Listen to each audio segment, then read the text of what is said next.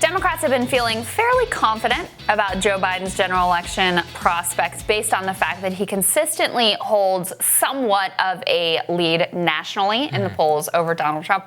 And of course, also, the one thing they promised us about Joe Biden was that he was electable, right? That's the whole reason why everybody got in line and voted for him and why he's the Democratic nominee. He didn't promise anything in terms of policies or values or vision. He only promised one thing, which is that he could defeat Donald Trump. Right. Well, Nate Cohn over at the New York Times, who's like their data polls guru, ran the numbers, did the analysis, and says, hold on a second, this thing is far from in the bag, Saagar. Especially because, as we learned in 2016, you can lose the popular vote and still win the Electoral College because of a specific demographic, the white working class voters that live in these battleground states, Pennsylvania, in the industrial Midwest. In the industrial Midwest. So, of that demographic, Trump continues to lead amongst white voters without a college degree at 61 to 32%, according to the New York Times in a March 15 poll, which even exceeds his margin of what he won against Hillary Clinton in the late 2016 campaign.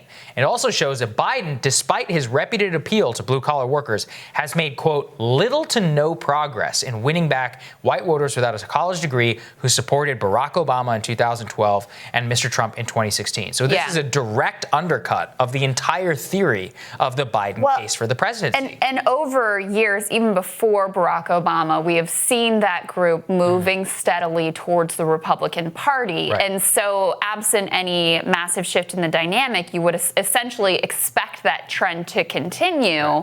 And that is, in fact, what the polls are finding. Yeah, and so this is a key paragraph from Nate Cohn, which is Biden leads in polls of registered voters in some of these battleground states, but by a narrower margin than he leads nationwide. Let that sink in. And it raises the possibility that Democrats could win the most votes and lose the White House for the third time in a row. And you actually can see, in terms of the margin on this, Trump is leading in Florida by +1, Texas by apparently 2 points, which, who knew that would happen, but Iowa at +6. But Biden's lead in Wisconsin is only 1 point. In Pennsylvania, 2 points. In New Hampshire, 3 points. Arizona, actually, he is leading. Now, the Arizona number, I think, matters more than anyone because that was the fact that that is now a true battleground state. Yeah. They have this competitive Senate primary as well happening. That could be something that could go into Biden's, in the edge of Biden. But you look at Michigan, same thing. Biden is only leading by 4 points. And these are all averages of polls. So the fact that he's within 5 points only in a lead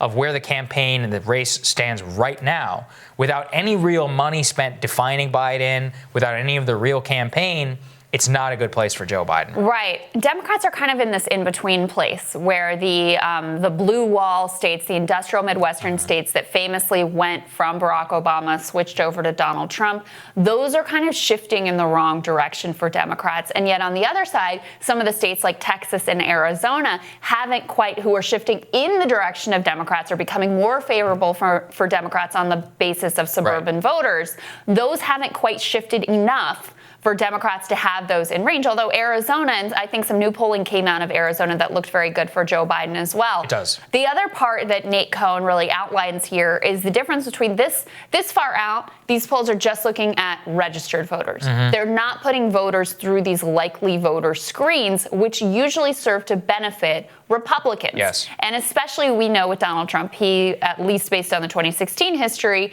outperformed even those likely voter screens because you had some voters who seemed to not want to tell pollsters that either they're going to show up or they're going to vote for Donald Trump. So that gives another couple of points potentially to Donald Trump once you start having those likely voter screens.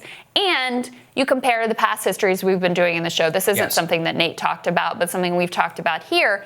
Compare Hillary Clinton's standing at this point in the race versus Joe Biden. She was in a much better position at this point. So this is another very important point from Nate, which is that it means that what Krystal just laid out, that dynamic about likely and registered, means that a typical national poll of registered voters is probably around, quote, 4 or 5 points worse for Trump than his standing amongst likely voters in the most pivotal states. So Given Biden's narrow leading in states, Wisconsin, Pennsylvania, Arizona, it can, quote, be vanishingly small after a likely voter screen. So let that sink in, which is that the margin, the highest margin that Biden is winning a battleground state by right now is at 4 points, which is exactly the vanishingly small error that you see once you do the likely voter screen. So again, all of this is being set up for the hidden elements of what led Trump to overperform his polls in 2016 outside of what we have in 2020. And as you and I have pointed out, he has more strength going for him this time around, a solidification of the white working class base. Suburban voters are not going to be as jittery this time around because they can actually imagine him as being president. There's no nuclear war, right? That's what everybody was saying. So all of the knocks against Trump that the Hillary Clinton campaign tried to say, you can't imagine this person as our president, all of that ended up materializing. So the risk is low. The approval is still high. The anti-establishment politics are still there. And all of the weaknesses of Biden are baked in. And you have a true, I believe, 50-50 race. Yeah, I think that's exactly right. But going for the Democrats, on the other hand, is they have such a stellar candidate. Right. I forgot about that. I mean, remember, let's keep in mind, again, he didn't win because he was most trusted on healthcare. No, Bernie Sanders was most trusted on healthcare.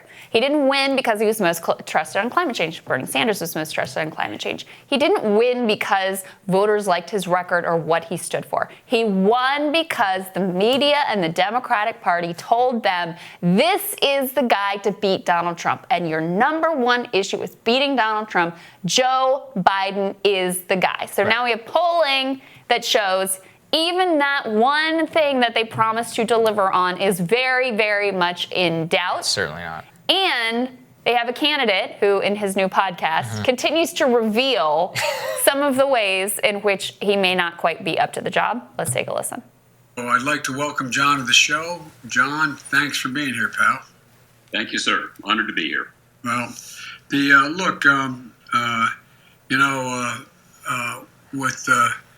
the fact is that there's a lot going on. I don't know even where to begin this, but...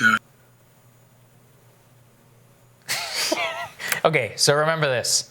That's the edited version. What's the unedited version look like? That's what I want to know. So he brings John Meacham, famed presidential historian. I actually like John Meacham, great books. And so John Meacham comes on this podcast. He's like, honored to have you, sir. Honored to be here, sir. And he's like, and he just like forgets what he's going to ask him about. It literally, and again, remember, this is a person who does television appearances with notes in his hand, who during his live stream with Bernie Sanders clearly had teleprompter in front of him reading prepared answers throughout this entire thing.